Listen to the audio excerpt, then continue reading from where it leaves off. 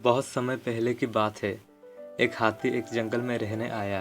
यह जंगल उसके लिए नया था और वो दोस्त बनाने के लिए देख रहा था। वो सबसे पहले एक बंदर के पास गया और उसको पूछा, नमस्ते बंदर भैया, क्या आप मेरे दोस्त बनना चाहोगे? बंदर ने कहा, तुम मेरी तरह झूल नहीं सकते क्योंकि तुम बहुत बड़े हो, इसीलिए मैं तुम्हारा दोस्त नहीं बन सकता। इसके बाद हाथी एक खरगोश के पास गया और वही सवाल पूछा। खरगोश ने कहा, तुम मेरे से बहुत बड़े हो और तुम तेजी से दौड़ नहीं सकते, इसीलिए मैं तुम्हारा दोस्त नहीं बन सकता। फिर हाथी तालाब में रहने वाले मेंढक के पास गया और वही सवाल पूछा।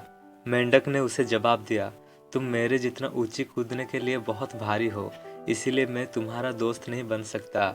अब हाथी वास्तव में उदास था क्योंकि वो बहुत कोशिश के बावजूद भी दोस्त नहीं बना सका। फिर एक दिन सभी जानवरों जंगल में इधर उधर दौड़ रहे थे। ये देखकर हाथी ने दौड़ रहे एक भालू से पूछा कि क्या हुआ है, सभी लोग क्यों दौड़ रहे हैं? भालू ने कहा, जंगल का शेर शिकार पर निकला है, वो सब खुद को उससे बचाने के लिए भाग रहे हैं।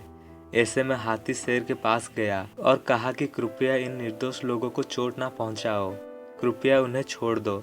शेर ने उसका मजाक उड़ाया और हाथी को एक तरफ चले जाने के लिए कहा। तभी हाथी को गुस्सा आ गया और उसने शेर को उसकी सारी ताकत लगाकर धक्का दिया, जिससे वो घायल हो गया और वहां से भाग गया। अब बाकी सभी जानवर धीरे धीरे बाहर आ गए और शेर की हार को लेकर आनंदित होने लगे।